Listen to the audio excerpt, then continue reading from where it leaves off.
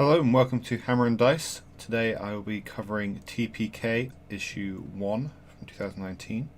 This is by Michael Francis, although it does have articles by various other people. This zine is a little different from the ones I've covered so far, that it is 99% essays on various subjects of interest in the RPG community, rather than content that can be put directly onto the table. It's a good read for anyone interested in role-playing games, not just Dungeon Masters. But having read it myself, I think that Dungeon Masters will benefit greatly from some of the insights here. The main topic being covered in this issue would be horror, in particular the history of horror role-playing games and how to evoke and use horror in your role-playing games. As it's not directly gameable content, I'm not going to be going through it in great detail, as you'd have to read it all to get the insight from it. So we'll just kick right off by taking a flip through here. So we start with this article by Stu Horvath, Meat into the Grinder, which covers the history of horror role-playing games, covering everything from the start in the 1980s with Call of Cthulhu, moving through into the 90s with the rise of Delta Green and Vampire the Masquerade, and moving through into the modern day, and in particular taking a look at Dungeons and Dragons and Dungeons and Dragons-like games as horror games, especially at lower player power level. It's a really good and concise history and showing some of the foundations of the old school gaming movement within Dungeons and Dragons. Following from this is Reign of Enfeeblement, an article by Michael Francis. Anything which isn't credited at the top of each article is assumedly by Michael Francis. So this is advice that DMs can put into their games on how to evoke horror and helplessness in their tabletop games. It isn't like, do this, do that, put down a monster around this corner here, but it's really useful advice just in general of what kind of things you should be trying to evoke through play, such as players having consequences to their actions, there being ambiguous situations put in front of the players, and so on and so forth. As I said, I'm not going to spend too long going over it, as to get the benefit of the article itself you'd have to read it.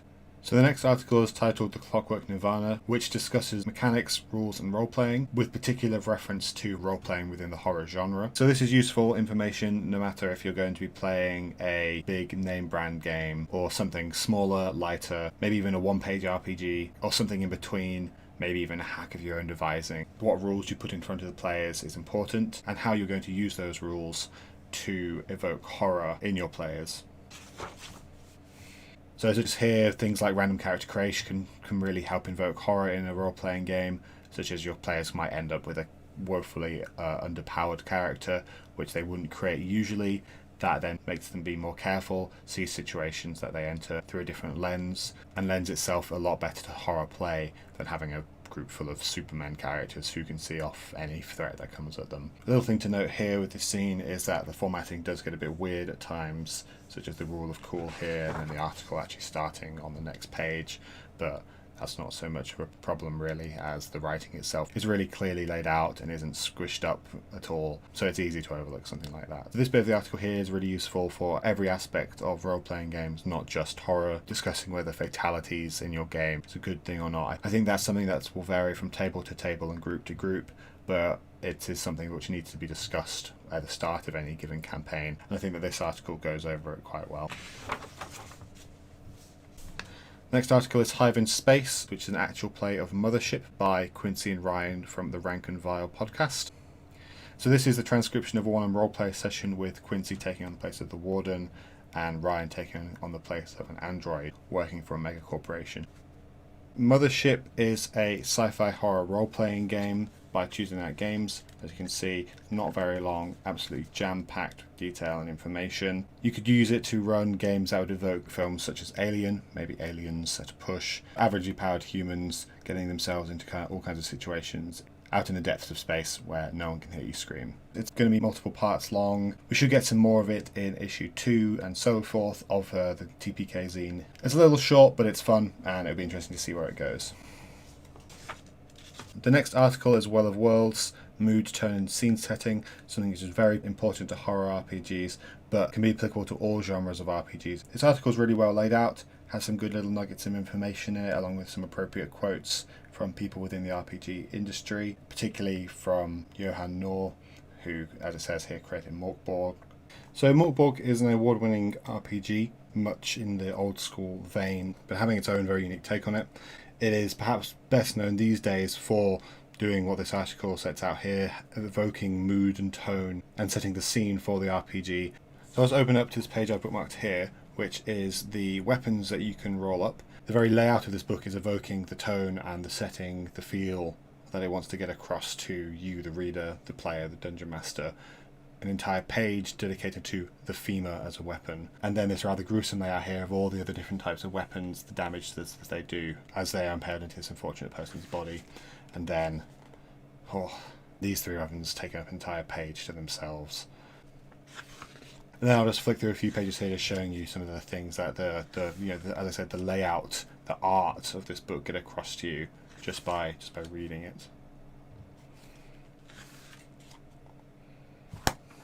Overall, the article's really good. The general principles won't be unfamiliar to those who have spent a long time reading on the old school side of the hobby, but really good overview and general introduction to the principles within it. So the next article is called Ideas and Inspiration. It's only a short one. Basically says that when you're coming up with an idea for a campaign or a game, it should be able to be summarized very quickly and shortly so that you can get across the core ideas to the people you're talking to it about very quickly and succinctly. Raise, resurrect or reincarnate the origin and appeal of the old school revival. This article is a bit of a discussion of the OSR, old school revival, old school renaissance. That's kind of part of what the article talks about, how it's not so well defined that it is this one thing or it is this other thing. The OSR isn't very well defined. I think that's part of the allure of it. It is to each player what they want it to be. It's got these kind of vague overall principles to it which can't be very well defined. But I think the zine and the articles within it do give a really good foundation to anyone wanting to know more about the OSR, what the feel of gaming within it would be, and some of the more modern products that have come out of it. Music Universalis, sonic soundtracks and musical inspiration. This article talks about using music either at your gaming table or as a DM when you're writing and coming up with ideas for your game. So music can be a great source of inspiration no matter what kind of game you're going to be playing. So when planning high fantasy, daring do's, high action type adventures for 5th edition, I quite often find myself listening to Gygax, one of the bands recommended here in fact. When planning games that will revolve around dungeoneering, maybe listening to some dungeon synth that's recommended here, such as these: Basic Dungeon, Escape the Dark Castle. Morkborg even has its own soundtrack, which I think is actually really good. Listening to this while reading the book makes a hell of an experience. If you want something a little more light-hearted, when planning trips to the Feywild, maybe listen to some Earthen Cloak. This is a very jaunty little album.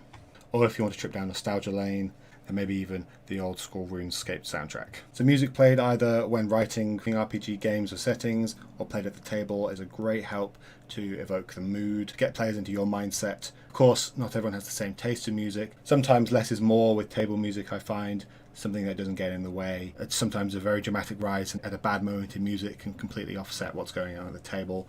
So it is something to consider. Maybe even film soundtracks or video game soundtracks that are just meant to be passively playing in the background while you're watching or while you're playing can quite often be good to have at the table because they won't get in the way. And then at a particularly dramatic moment, you can put on that one track that you've been saving and it can play out its full dramatic impact. The final full article in the zine is Hallucinatory Terrain by Roy Ananda. This is a look at the horrific and grotesque in the art of D&D. So it starts with the early editions and moves through chronologically. Picks out key pieces, gives a bit of a rundown on them, but also gives a really good history of the art being used in Dungeons and Dragons. I didn't know any of this when reading this article. It's really helped me get a feel for what people playing those editions might have been thinking about when running them, as opposed to some of the newer art in Dungeons and Dragons 5th edition, which, while really good art, is a lot more clean and is going in its own stylistic direction. There are a couple of final pieces here. So this here is a dungeon created with pieces of artwork from these old publications. So the entrance, the puzzle, the setback, the boss fight and the reward. Crediting the artist here as well as what publication they can be found in and when that came out. So on the back here we can find the 1% playable material, featured creature, the Gremlord, the Goblinoid robotic exploratory mount, and linked operational reconnaissance device. It's a big old iron golem, but with controls in its head that mean it's been piloted by a goblin, and to top it all, it's got this blunderbuss attack, which is absolutely devastating. You would not want to encounter one of these under any circumstances, let alone if it was being piloted by a particularly crafting or devious goblin. So that is TPK Zine. I'm going to put it onto this page so you can see the full writing credits. Overall, I think it's a really good insight into the world of old school role-playing games. The essays in here are nice quick reads, and have actually taught me a thing or two about tone and setting the scene that I'm definitely going to be putting into play in my future games. And the 2 history pieces on the history of horror role-playing games and the history of the horrific art in Dungeons & Dragons. Both really good and educational, and I've gone away and looked up things from them that have then proven to be really interesting. That is TPK issue 1. Thank you for watching.